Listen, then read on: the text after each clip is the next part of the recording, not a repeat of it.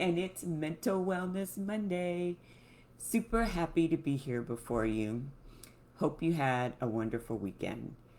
So, you'll see the title of this live is that it's Suicide Prevention Month.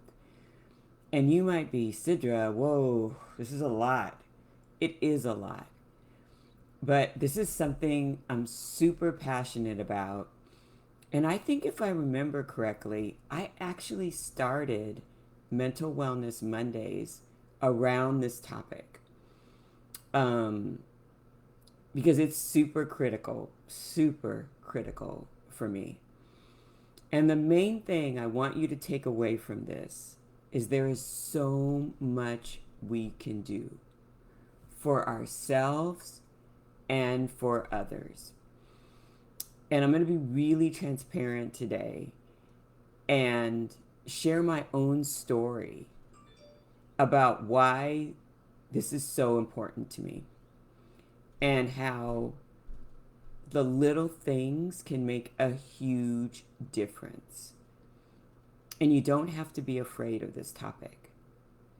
So, for those of you that don't know, I have an amazing, she's 28 now, Lord. I have an amazing 28-year-old daughter, and she's fine with me sharing this story. And she's doing amazing now. But out of the blue, about 5 years ago, around that time, she started exhibiting some issues around mental wellness. Long story, things that were going on with her. And out of the blue, when I tell you, out of the blue, she tried to commit suicide. Not once, but twice. In like a few week period. And all praises to God and the medical system. I was able, at the time she was in New York, I was in California, but I got out there and through only God's grace, found this amazing support and treatment for her. And today she's good. Is she perfect? Nope. But she's good. And most important is that she's not suicidal anymore. And when she and I talk about this, and she's like a real suicide prevention advocate herself. She puts herself out there to help other people. So she and I talk about this a lot. Not a lot, but we have talked about it in the past. Not so much anymore. And for her, there weren't any symptoms, unfortunately. I couldn't see anything that was happening.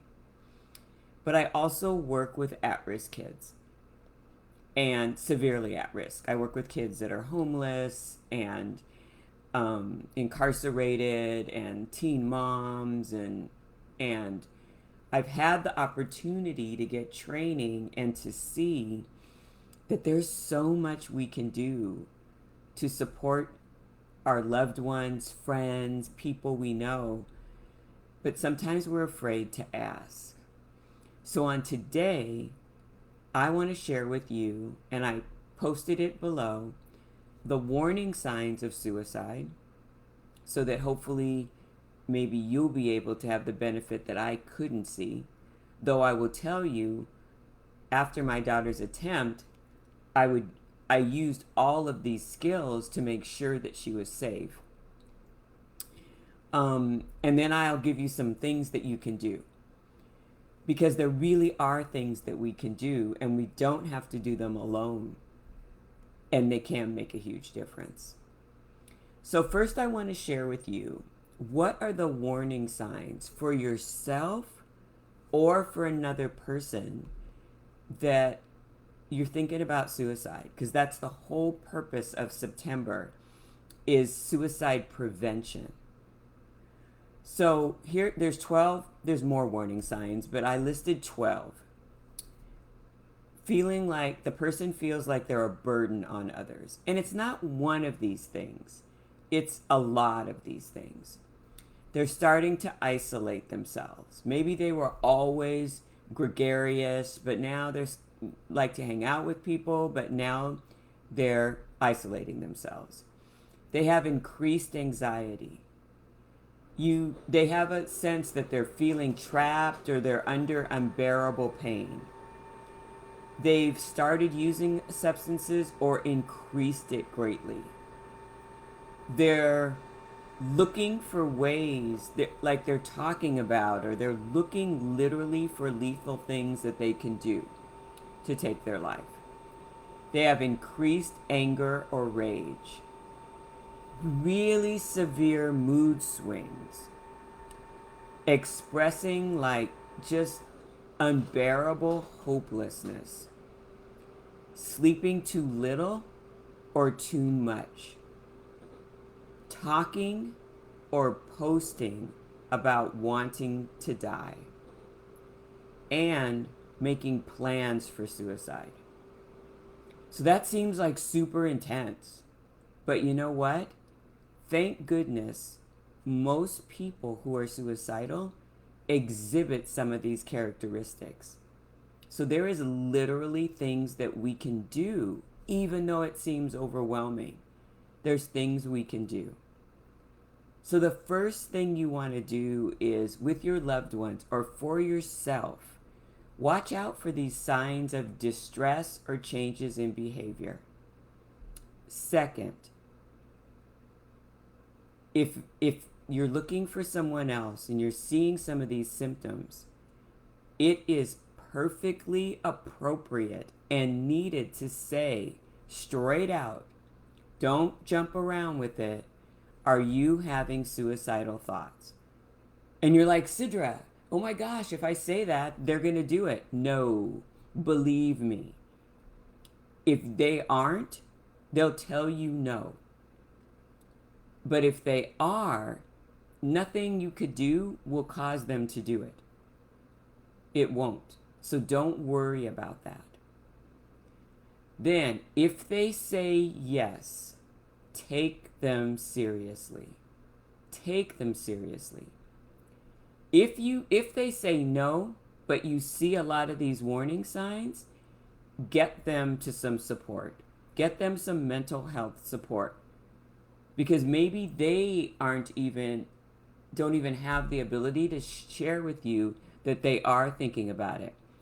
But that's a good sign that they need some mental health support. If they say yes, first thing you let them know. So we already talked about take it seriously. Let them know that this is going to pass. Assure them that you're there and you're going to help them, but these suicidal feelings will pass. Now that isn't all you're going to do, but you want to let them know that. Because for some people, these feelings of suicide are a way just to exacerbate pain and just get rid of pain. So let them know this is going to pass, but you can't stop there. So take them seriously, stay with them, and remove any lethal means that might be in their area. So if you have medication, lock up your medication. If you have weapons, lock up your weapons. If you have knives in your kitchen, now's the time to put those away. So look around your house.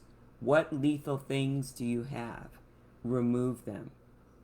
Then I would call the National Suicide Prevention Lifeline.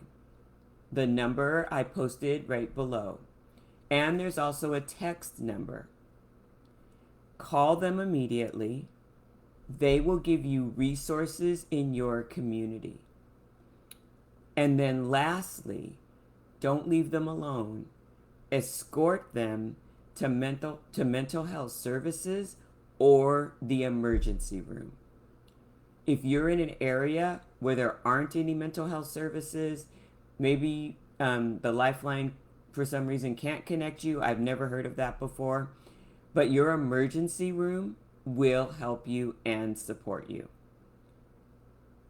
This is so doable. You can make a difference. And if you yourself see some of these warning signs in yourself and you're beginning to worry or thinking about suicide, I want you to know, get yourself to the emergency room. There are trained therapists there that will support you and make a difference. So I hope none of you ever need this. And I hope you never have this situation happen. But if so, I want you to know there is so much that you can do to make a difference. So much. And it's just a few easy steps. So on this day that some of us have as a holiday, enjoy this day fully. I got a lot on my plate today, so I'm excited to get some things done. And please don't ever forget that you deserve happiness now. Have a great day, everybody. Bye.